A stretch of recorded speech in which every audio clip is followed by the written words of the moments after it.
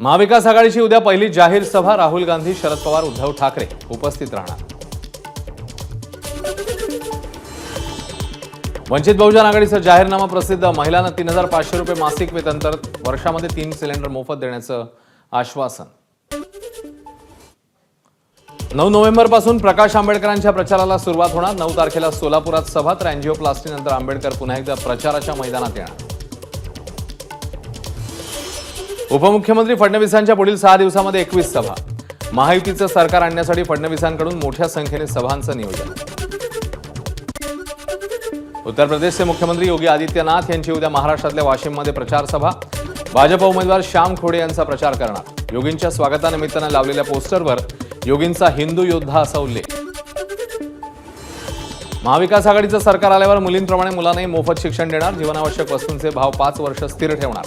तर महिलांसाठी स्वतंत्र महिला पोलीस स्टेशन उभारणार. ठाकरेंचं आश्वासन. मोदी आणि अमित शहांची पालखी वाहणारे महाराष्ट्रद्रोही. अदानी भाजपला मदत करणारे महाराष्ट्राचे दुश्मन. कोल्हापुरातून उद्धव ठाकरेंचा हल्लाबोल.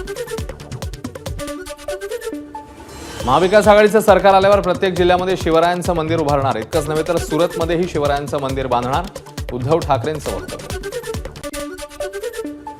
1,500 रुपयांवर कुणाचं घर चालतं. उद्धव ठाकरेंचा महायुती सरकारला सवाल. तर देवाभाऊ, दाढीभाऊ आणि जॅकेट भाऊ असा उल्लेख करत शिंदे, फडणवीस, अजितदादांवर साधला निशाणा.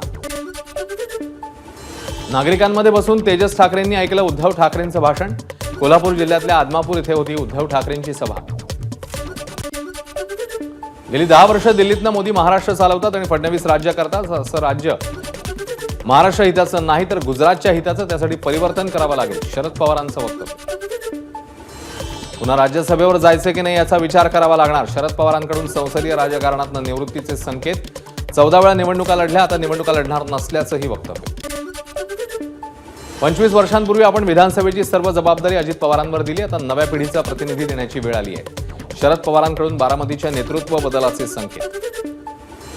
पवारांना राजकारणातून संन्यास घ्यायचा होता तर त्याने अजित पवारांना संधी द्यायला हवी होती. आशिष शेलारांचं वक्तव्य. शरद पवार आदरणीय असून त्यांच्यासोबत जवळपास 35 वर्ष काम केलंय. त्यांनी अनेक नवीन लोकांना घडवण्याचं काम केलंय. यापुढेही करत राहतील अशी खात्री आहे. शरद पवारांच्या निवृत्ती संकेतावर प्रफुल्ल पटेल यांची प्रतिक्रिया. अजित पवार हे प्रचंड मेहनत करणारे नेते. राष्ट्रवादी काँग्रेसचा स्टार प्रचारक म्हणून काम करणार. विनोदी अभिनेते भाऊ कदम यांचा निर्णय. राष्ट्रवादी काँग्रेसचा विधानसभा निवडणुकीसाठीचा जाहीरनामा उद्या प्रसिद्ध होणार. लाडकी बहीण योजना पुढील 5 वर्षांसाठी कायम ठेवण्याचं जाहीरनाम्यातनं आश्वासन दिलं जाईल अशी माहिती. विधानसभा निवडणुकीसाठी अर्ज माघारीनंतर मवियाचा अंतिम फॉर्म्युला समोर. काँग्रेस 101, ठाकरे गट 92, राष्ट्रवादी शरद पवार पक्षाचे 87 उमेदवार रिंगणात. शेकापला 3 तर माकापा आणि समाजवादीला प्रत्येकी 2 जागा. महायुतीमध्ये भाजपचे 148, शिवसेनेचे 83, राष्ट्रवादीचे 54 उमेदवार रिंगणात. तर आष्टी, मोर्शी, शिवाजीनगर, मानखुर्द आणि पुरंदरच्या जागेवर मैत्रीपूर्ण लढत. देवळालीतही महायुतीचे 2 उमेदवार. एकूण 7,078 नामनिर्देशन पत्र दाखल झाली. त्यापैकी 2,038 अर्ज मागे घेतले गेले. तर 4,141 ही अंतिम उमेदवारांची संख्या असल्याची मुख्य निवडणूक अधिकारी एस चोक्कलिंगम यांची माहिती. मागील 20 दिवसात राज्यभरामध्ये आचारसंहिता भंगाच्या 2,469 तक्रारी प्राप्त. आतापर्यंत झालेल्या कारवाईत बेकायदा पैसे, दारू, ड्रग्ज तसंच मौल्यवान धातू अशी 253 कोटी रुपयांची मालमत्ता जप्त. ठाकरे पक्षाचे नेते सुभाष देसाईंचं मुख्य निवडणूक अधिकाऱ्यांना पत्र. लोकसभेत आलेल्या अनुभवांवरून विधानसभा निवडणुकीत काही मुद्द्यांवर कार्यवाही करण्याच्या सूचना. इंदापुरात मयूर पाटलांनी सोडली हर्षवर्धन पाटलांची साथ. बंडखोर उमेदवार प्रवीण मानेंना दिला पाठिंबा. शरद पवार पक्षाकडून प्रवीण मानेंची बंडखोरी. तर मयूर पाटील, हर्षवर्धन पाटील यांचे चुलत भाऊ. सांगली विधानसभेत अपक्ष उमेदवार जयश्री पाटील यांच्या प्रचाराचा शुभारंभ. खासदार विशाल पाटील, जयश्री पाटील यांच्या प्रचार सभेच्या स्टेजवर. काँग्रेसने उमेदवारी न दिल्यानं जयश्री पाटील अपक्ष म्हणून मैदानात.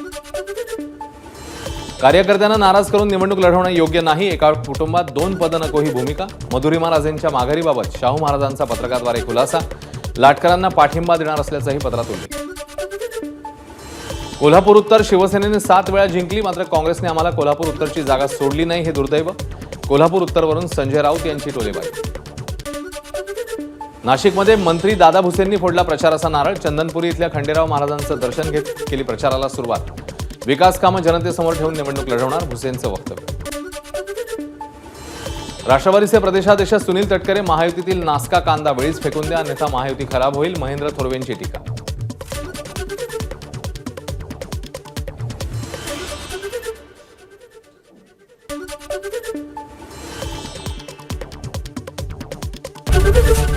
एबीपी माझा, उघडा डोळे बघा नीट.